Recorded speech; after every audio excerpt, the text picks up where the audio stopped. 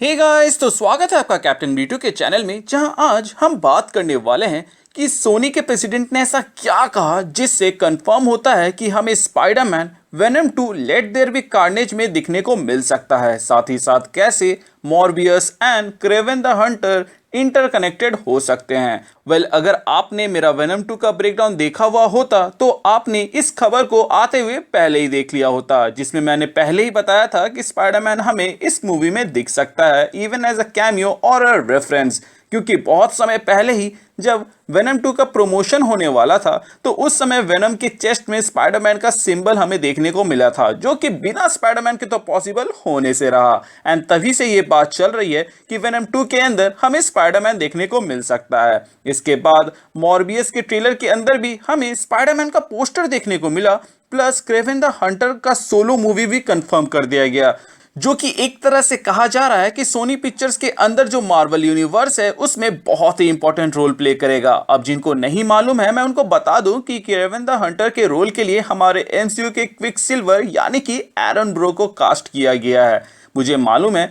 कि अब मेरे चैनल में रेगुलर फॉलो करने वाले लोग ये बोलने वाले हैं कि ये तो रिकैप हुआ, स्पाइडरमैन वेनम 2 में कैसे कंफर्म हुआ वो बताओ, क्योंकि परसों यानी कि 1 जून को स्पाइडरमैन नो वे होम का टीजर ट्रेलर आने की बहुत ही ज्यादा संभावना है। तो भाया, सोनी पिक्चर्स के प्रेसिडेंट ने कहा है कि हमारे पास 900 मार्वल यूनिवर्स के कैरेक्टर्स के राइट हैं थ्रू स्पाइडरमैन, बट हम उन सब को स्पाइडरवर्स में लाने के बारे में नहीं सोच रहे हैं। हमारे पास खुद का एक मार्वल यूनिवर्स है और इतने कैरेक्टर्स है कि क्या ही बताएं। बट वरी नॉट, आप आने वाले समय में वेनम मूवी देखेंगे तो आप समझ ही जाइएगा, क्योंकि आप उसमें स्पाइडरमैन को मिस नहीं करने वाले हैं। प्लस कितना दिलचस्प होगा ना स्पाइडरमैन वेनम की मूवी में दिखे, जिससे हमें ये क्लियर हिंट मिलता है। क्योंकि स्पाइडरमैन को मिस नहीं कीजिएगा ये स्टेटमेंट तभी पॉसिबल है जब उस मूवी के अंदर स्पाइडरमैन हो। प्लस इसके साथ ही उन्होंने वेनम 2 की हाइप भी बढ़ा दी है, क्योंकि इसकी हाइप भले ही एमसीयू मूवीज जितनी ना हो, बट बॉस स्पाइडरमैन का इन्वॉल्वमेंट इसके अंदर होने से इस मूवी की हाइप और भी ज़्यादा बढ़ जाती है।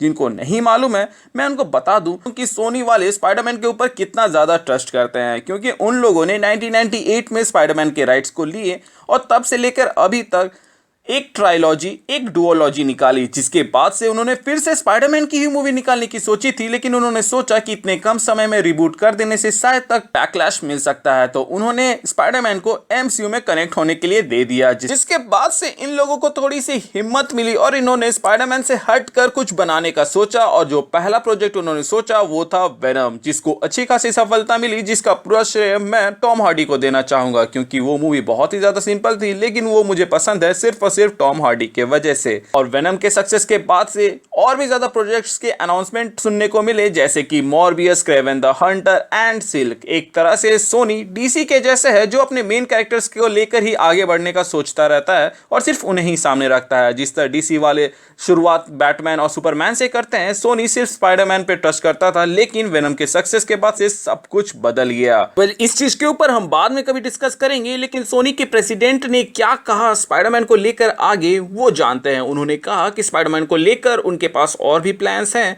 Plus Spiderman no way home इन सब को क्लियर कर देगा, जो कि थोड़ा सा शॉकिंग है, क्योंकि सोनी के मूवीज जो कि मार्वल यूनिवर्स के कैरेक्टर्स पर बेस्ड हैं उनमें एमसीयू के स्पाइडरमैन की मूवी क्या ही क्लैरिफाई करेगी, क्योंकि उसमें दिखाई गई चीजें सोनी को बॉदर नहीं करना चाहिए, बट वो इंपैक्ट डाल रहा है। मतलब कि स्पाइडरमैन नो वे होम ना सिर्फ एमसीयू में मल्टीवर्स का पहला गेटवे खोलेगा, जिसके वजह से दूसरे यूनिवर्स के कैरेक्टर्स यहां आ जा सकेंगे, क्योंकि doctor strange 2 multiverse of madness तो बाद में आ रही है, बल्कि वो सोनी पिक्चर्स के अंदर जो मार्वल यूनिवर्स है उसमें भी स्पाइडरवर्स का एक रास्ता खोल देगा, जिससे बाकी सोनी पिक्चर्स के अंदर जो मार्वल यूनिवर्स है वो इंटरकनेक्टेड हो सके। शायद तक वो लोग स्पाइडरमैन को as a side character introduce कराना चाहते हैं किसी कैमियो के थ्रू, और उसके बाद उसको एक सोलो मूवी देंगे, क्योंकि उन्होंने ये जरूर कहा है कि स्पाइडरमैन वेनम की मूवी में दिख सकता है, बट ये थोड़ी बोला है कि वो टॉम हॉलैंड होगा या फिर टोबी मैगवायर होगा या फिर एंड्रयू गारफील्ड होगा। अब मैंने यहाँ पे स्पाइडरमैन का cameo as a side character कहा है, तो इसको इतना सीरियस मत ले लीजिएगा, क्योंकि ये वो बीज बोएगा जिसके बाद से सोनी पिक्चर्स भी अपने यूनिवर्स में स्पाइडरमैन को दिखा सकते हैं। यहाँ पर मोस्ट प्रोबेबली वो टॉम हॉलैंड को ही लेंगे, क्योंकि वो अभी फैन फेवरेट में चल रहा है। इसके अलावा मैं एक चीज़ क्लियर कर दूं कि ये किस तरह होगा। अगर आप लोगों को याद हो तो स्पाइडरमैन इनटू द स्पाइडरवर्स के अंदर में आप लोगों ने देखा था कि माइल्स मोरालेस के अर्थ में भी एक पीटर पार्कर था और एक दूसरे अर्थ में भी पीटर पार्कर था। तो उसी तरह टॉम हॉलैंड का स्पाइडरमैन यहाँ सोनी पिक्चर्स के जो मार्वल यूनिवर्स है उसमें भी एग्जिस्ट कर सकता है, और एमसीयू के अंदर जो स्पाइडरमैन है उसमें भी एग्जिस्ट कर सकता है। इससे म्यूचुअल फायदा दोनों कंपनी को होगा, और फिर सोनी शायद इसी डील के साथ आगे की मूवी में स्पाइडरमैन को जाने दे।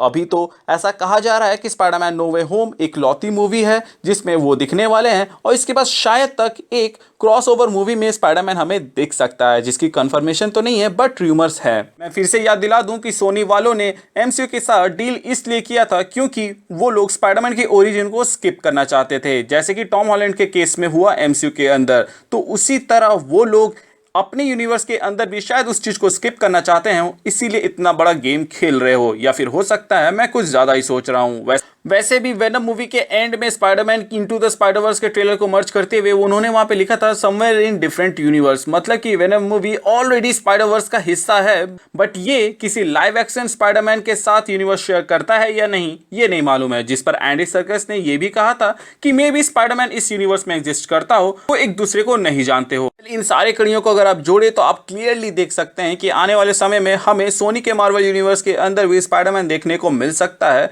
जिसका हिंट बहुत ही भर भर के दिया जा रहा है। आपको क्या लगता है कि वो कौन सा स्पाइडरमैन होगा? आप मुझे कमेंट सेक्शन के जरिए बता सकते हैं। मैं एक्सपेक्ट तो एंड्रयू गारफील्ड की कर रहा हूं, लेकिन मुझे मालूम है कि टॉम हॉलैंड के आने के ज्यादा चांसेस है बिकॉज ऑफ पॉपुलैरिटी।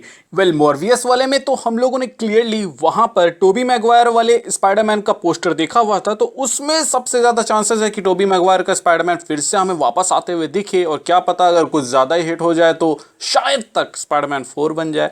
ये कुछ ज्यादा ही सोचना हो गया, बट फिर भी हम उम्मीद तो कर ही सकते हैं। बट क्रेवन और वेनम वाले में कुछ कहा नहीं जा सकता।